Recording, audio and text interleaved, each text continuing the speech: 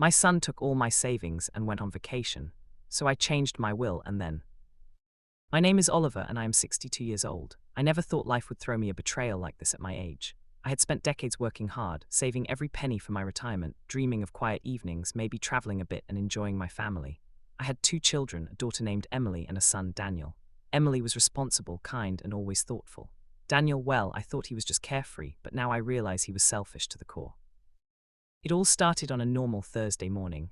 I had just returned from my morning walk, sipping my black coffee and enjoying the faint warmth of the sun on my face. That's when I noticed my phone buzzing incessantly. It was a notification from my bank. My heart sank the moment I opened it. Multiple large withdrawals, all from my account, all within the last 24 hours. At first I hoped it was a mistake. Banks make mistakes sometimes, don't they? But as I read through the transactions, the truth hit me like a truck. Daniel had emptied my savings account, not just a part, the entire life savings I had painstakingly accumulated over decades. And to make matters worse, he had booked a luxurious 2-week vacation in Europe. I could almost picture him lounging on a sunbed sipping cocktails, completely oblivious to the panic I was feeling. I sat down heavily on the couch, trying to calm myself. How could he do this? I had raised him, provided for him, and yet here he was, betraying me in the most heartless way possible. I felt a mix of anger, sadness, and disbelief. I didn't confront him immediately. I wanted to think. I needed a plan. As I poured myself another cup of coffee, I remembered something my father had once told me. Oliver, money is never just money. It's power, trust, and legacy all in one. Protect it wisely. It was time to protect my legacy. I contacted my lawyer immediately. Chapter 1: The confrontation that shattered my heart. When Daniel returned home that evening, I was waiting for him.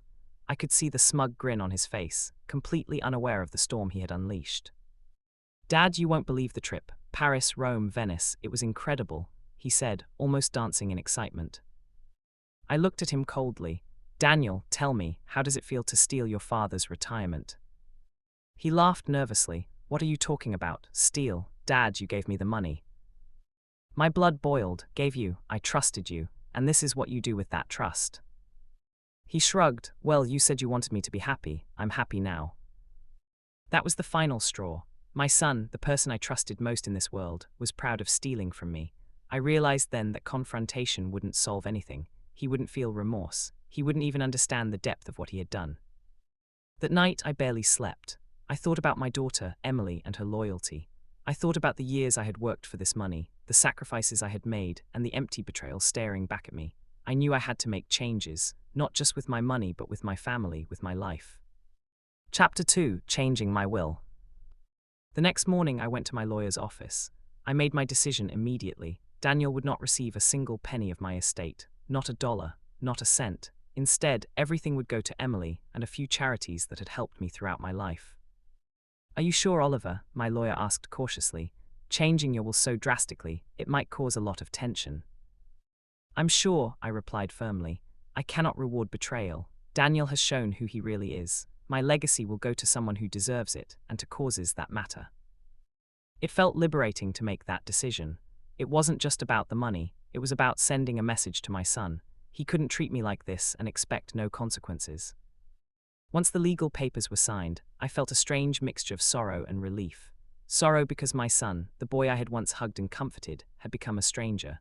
Relief because I had reclaimed my power, my control, my dignity. Chapter 3: The emotional toll.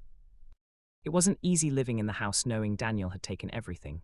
Every corner reminded me of his selfishness. I found myself replaying old memories, his first steps, his birthday parties, the times I had stayed up late helping him with school projects. And yet, despite all that, he had chosen greed over love.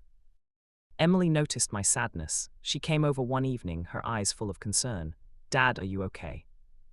I smiled weakly. "I will be. It just hurts to see someone you love betray you." She hugged me tightly. "Don't worry, Dad. I'll make sure your trust isn't wasted." Her words gave me strength. I realized that while Daniel had taken my money, he could not take my spirit. He could not take my values, my dignity, or the love that remained in my heart. Chapter 4: Unexpected Consequences. A few months passed and life began to settle into a new rhythm. Daniel called occasionally, asking for more money. Each time I refused. He became angry, even threatening, but I stood firm. Then something unexpected happened. Emily started a small business using part of the inheritance I had left her. It was a local cafe that served not just coffee, but a sense of community. Watching her grow, seeing her dedication and kindness, reminded me that my wealth was in good hands. Meanwhile, Daniel's lavish vacation came to an abrupt end. His credit cards maxed out, and he had no savings left. Friends who had once envied his lifestyle began to distance themselves. I heard through the grapevine that he was struggling to pay rent and find work. It wasn't that I wanted him to suffer, I didn't, but I realized that life has a way of balancing things out. Those who act selfishly often face the consequences of their actions. Chapter 5: Lessons Learned and Forgiveness. One evening, I received a letter from Daniel. It was short, almost timid. "Dad, I'm sorry for everything. I was wrong, and I understand now that I hurt you. I don't expect anything from you, but I wanted to apologize. Love, Daniel." Reading it, I felt a rush of emotions, anger, sadness, but also a glimmer of hope. I decided to reply. I didn't want to rekindle our old financial relationship, but I did want to acknowledge his apology. "Daniel, I accept your apology. Trust must be earned, and right now it will take time. I hope you learn from this and become the man I always believed you could be. Love, Dad." That was it. No lectures, no punishments, just acknowledgement. I realized that forgiveness is not about forgetting or condoning mistakes. It's about freeing yourself from bitterness and finding peace. Chapter 6: Rebuilding and Moving Forward. With Daniel out of the picture financially, I focused on rebuilding my life. I downsized my home, invested in experiences rather than material things, and spent more time with Emily. We traveled together, laughed, and created memories that no one could steal. I also got involved in charitable work, helping families who had been betrayed or financially exploited.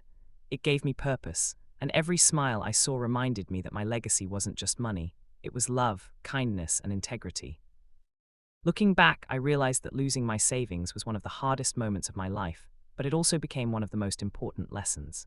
I learned that trust is sacred, that betrayal can reveal true character, and that forgiveness is a gift you give yourself, not necessarily the other person. Moral of my story: wealth can be stolen, but dignity cannot. Trust is fragile, but forgiveness heals. Choose wisely whom you give your love, and never let betrayal steal your peace. Wealth can be stolen, but dignity cannot. Forgive to find peace, and choose wisely whom you trust.